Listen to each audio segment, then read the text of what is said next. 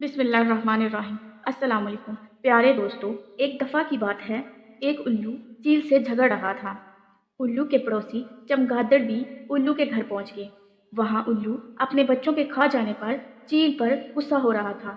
चमगादड़ों के पूछने पर उल्लू ने रो रो कर बताया, नए साल की खुशी में जो जंगली परिंदों की दावत थी, उसमें मेरी इस चील के साथ दोस्ती होगी। मैंने इससे वादा भी लिया था कि मेरे बच्चों को नहीं खाएगी, मगर ये बेवफा निकली। ये मेरी दोस्त नहीं, दुश्मन निकली। इसने मेरे बच्चों को कहते हुए जोर जोर से रोने लगा। बेचारे उल्लू की बात सुनकर चमगादड़ भी चील को बुरा भला कहने लगे।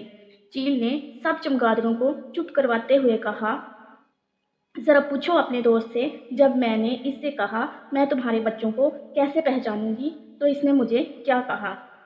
सब चमगादड़ों ने उल्लू की तरफ देखा और कहा, हाँ भाई, क्या बताया था, जरा हमें भी बताओ। बेचारा उल्लू आंसू साफ करते हुए बोला, मैंने बताया था मेरे बच्चे सब परिंदों के बच्चों से ज़्यादा खूबसूरत हैं।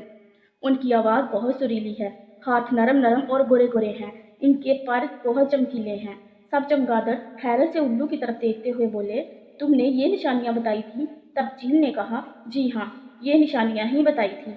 अब बताओ कसूर किसका है। मैं खाने की तलाश में इधर से उधर उड़ रही थी। मैंने देखा एक घोंसले में 4-5 काले कलोटे, मोटे, बदशक्ल और मोटी बेसुरी आवाज़ वाले सूंघते हुए नजर आए।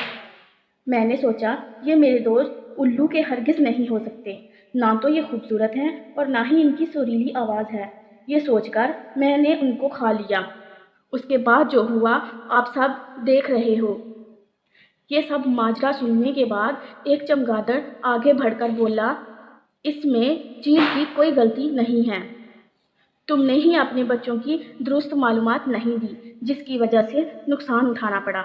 दोस्तों, हर माँ बाप को अपने बच्चे बहुत ज़्यादा प्यारे लगते हैं, लेकिन हकीकत छुपाना कभी कभी महंगी पड़ जाती है। ये थी हमारी आज की कहानी, उल्लू की बेवकूफ़ी। अगर आपको हमारी कहानी पसंद आई है तो लाइक कीजिए, शेयर कीजिए और हमारे चैनल को सब्सक्राइब कीजिए। साथ मौजूद घंटी के बटन को दबाना मत भूलना, ताकि हमारी हर नई आने वाली कहानी की नोटिफिकेशन सबसे पहले आप तक पहुँचे। मिलते हैं एक नई कहानी के साथ, तब तक के लिए अल्लाह हाफ़िज़।